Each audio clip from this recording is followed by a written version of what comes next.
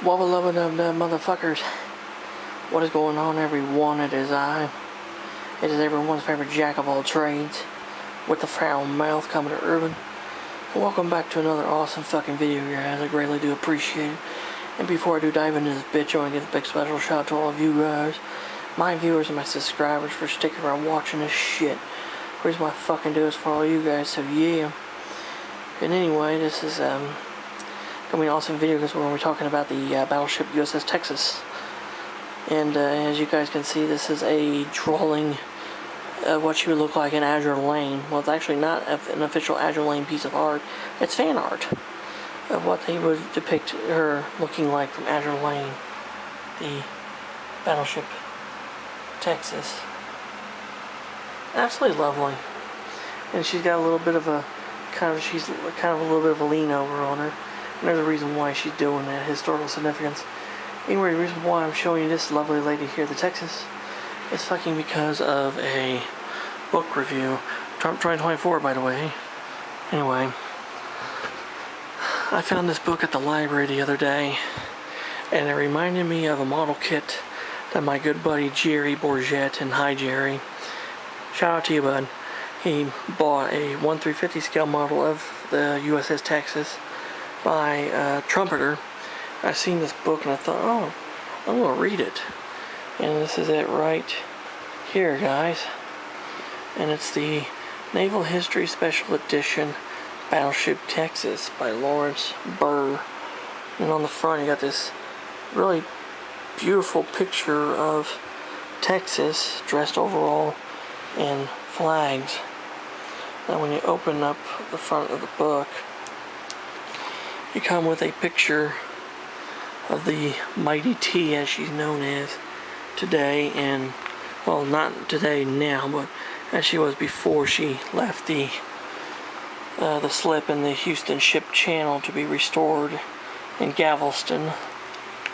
Anyway, the contents of this book's introduction, the construction, fitting out, Mexican adventures, a sense of the future, World War I, homeward bound to the Pacific, modernization, flagship of the United States Fleet, World War II, war against Japan, USS Texas to Texas, conclusion, author's acknowledgments, and from the Battleship Texas Foundation. And as soon as you open up, this is the very first battleship that was named Texas. Of course, not the one that we're talking about, but anyway. And it opens up here with the construction, showing you pictures of her being constructed on the slipways in Newport News shipbuilding, which is really cool. And of course, down at the bottom, we have the picture, Texas. And it basically talks about how the ship was built, and the fact that the USS Texas, one of the very first battleships built with 14-inch guns. She's got 10 of them and 5 turrets. She was known as a turret farm battleship, meaning she had more than 3 or 4 turrets. And see here, the 14-inch guns and gun turrets for Texas were built by Bethlehem Steel. The prototype 14-inch gun was then first fired January 1910. The uniform results of its testing proceeded and enabled the ordering for the ship to proceed in December 1910. And there's the pictures of the turrets and the turret assembly and the guns in Bethlehem Steel. And of course, she was actually one of the early battleships, so she had birdcage mast. And here is a picture of her at her launch. These are really cool. I love seeing pictures like this, launch pictures. Of course, picture of her fitting out. Originally she had 2 funnels. When she was modernized, it was changed to 1. And of course she had these birdcage masts, which I thought were really cool looking. The birdcage mast, I always thought those were really cool looking. The old birdcage mast battleships were really awesome looking. Of course, the Spanish-American War, that's what the Mexican Adventures was about.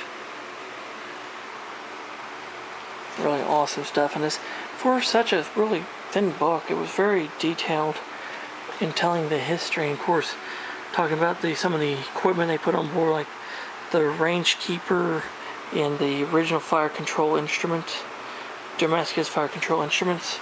These were technologically advanced back when they were put on board. But, and it goes through, like we hear World War I, the ship's mishaps and misadventures and ventures in World War I. And throughout the book it shows you areas of the ship, which is really cool. And of course shows her coming back home. That's New York in the foreground. Texas is right there in the background. So, the return home from the war. And also the showing how she was one of the very first battleships to launch a plane off of her. From turret 2 was a Sopwith Camel to the Pacific. How she lumbered around in the Pacific for a while. Like I said, as you go through this book, there's just so many fucking amazing pictures for such a small book. But at the same time, there's a lot of great information as well. And a lot of, like I said, there's just pictures of her as she is now versus pictures of her back in the day, which these are my favorite pictures, especially from a model builder's perspective. These are the kind of pictures and shit you want to fucking look for. You can see Flagship of the United States Fleet. At one time she was the flagship at one point in time, which was really cool. See, that's turret 3, because it was right in the center. And of course World War II. And also the very first Marine Division was founded on the Texas. That's a really cool thing too. Semper Fi. So for all you Marine veterans out there, you know, that's pretty cool. And thank you for your service, guys. But see, it talks about her D-Day, which, you know, what made her famous was during D-Day was they needed more arc for the shells to go over to land thing, because her guns can only go so far up, but they need to go up further. So they flooded the starboard side torpedo blister, and she leaned over, you know, she cocked over a few degrees and was able to get that arc. And that's what they call the famous Texas lean over, or the famous lean. Oh, right here it is. On the 9th, USS Texas returned to Plymouth to replenish ammunition, fuel, and supplies, and to repair the equipment that had been damaged by the shock of her own gunfire. USS Texas returned to the Omaha Beach bombardment area on 11th of June and provided gunfire as needed.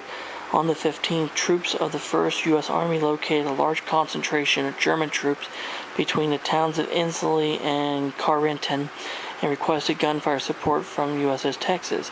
The range was greater than her 14-inch guns could reach at their maximum of 15 degrees. They needed 2 more degrees. Captain Baker ordered the flooding of the starboard anti-torpedo blisters. The resultant heel of the ship to starboard gave the guns the firing to port, the required elevation and thrust range. Relying on the Spitfire spotters, USS Texas fired 24 14-inch shells, which caught the German troops out of the open between the two towns with significant effect. The First Army moved forward and was soon beyond the range that USS Texas guns could reach. So, that was the famous lean. And of course, she got shot at and had a giant hole blown in her. But there's the shell that went through her. And there's a picture of that shell, and Captain Baker is right there. God, that's a big fucking shell. That wasn't from a ship either, that was from a land battery. And of course, there's Texas in the background, they're shooting.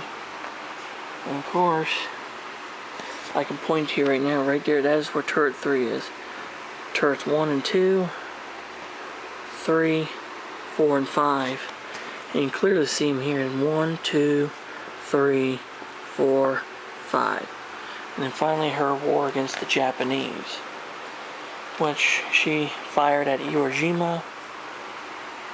So she had some action at Iwo Jima, and of course she did magic carpet voyages after the war, which they're all written on this bulkhead inside the ship. And then finally the Navy presented the ship to the state of Texas, which as this souvenir program showed. And of course over the time, Texas really started deteriorating really bad. So in the late 80s, early 90s, they had taken her to the Todd shipyard in Galveston, where she was repaired and was completely restored then and was brought back. Well, here in recent years, she was deteriorating badly again. So this time now, they pulled her out of that channel where she was at for years, and they took her back to Galveston for restoration. But they're going to be, the plan is to leave her, is to dock her in Galveston to where everybody could get to her easier than where she was at originally. And of course we have this nice, really nice letter from Travis Davis, the Vice President of Operations from Battleship Texas. And then we got all these really cool pictures of Texas as she was being towed here recently and is in the dry dock for restoration work. And it's absolutely crazy, some of these pictures are. They said she was restored a long time ago. Well, doesn't look like it. She looks like shit. Absolutely looks like shit. But, you know, they're restoring her, and they put on new torpedo blisters on her too, so that's cool. And of course at the end of the book here, talks about World of Warships, which, by the way, I play, guys. Guys do want to look me up. I'm Commodore Urban 1991 on World of Warships. So, I do play. So, yeah. And of course, on the back here, if you type in these codes and stuff on the games, you get this shit here. I don't know if the codes still work or not, but you guys can fucking try them. So, yeah, there you go, guys, overall. What did I think about the book, Battleship Texas? Well,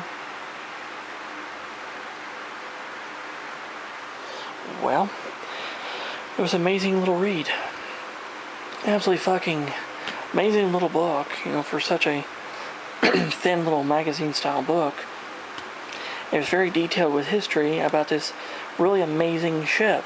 The last dreadnought in the world, and the evolution from dreadnought to super battleship, and the last of the multi-turret foreign battleships. Great book. And if you actually do own the trumpeter kit, either the 1/350 scale like my buddy Jerry has, or the little 1/700 scale, this would definitely be a book you should own. It would definitely help you with building the model. So overall, Battleship Texas by Lawrence Burr from the Naval History Special Edition collection. 2 thumbs up and 5 stars, guys. Fucking amazing shit. So yeah, there you go, guys. That is my overall review of the book Battleship Texas by Lawrence Burr. And if you have any questions or comments about any of the shit I fucking do, leave them in the comments section below, and I'll get back with you. And if you're new to my channel and you like the shit I fucking do, hit the fucking subscribe button and hit the damn notification bell. Never miss a video from yours truly ever again. And until next time, this is Commodore Urban, saying a smooth seas and clear skies, happy sailing with you, God bless you all. Take care, stay safe, be yourselves, Jesus and the good Lord love y'all very much. And until next time, I'll catch you on World Trade when the hell anyone knows. Let's go, Brandon, fuck Joe Biden, and fuck Kamala Harris, and Tampon Tim Walzell suck. Trump 2024, baby, and long live the USS Texas. So long, guys. Yee-haw!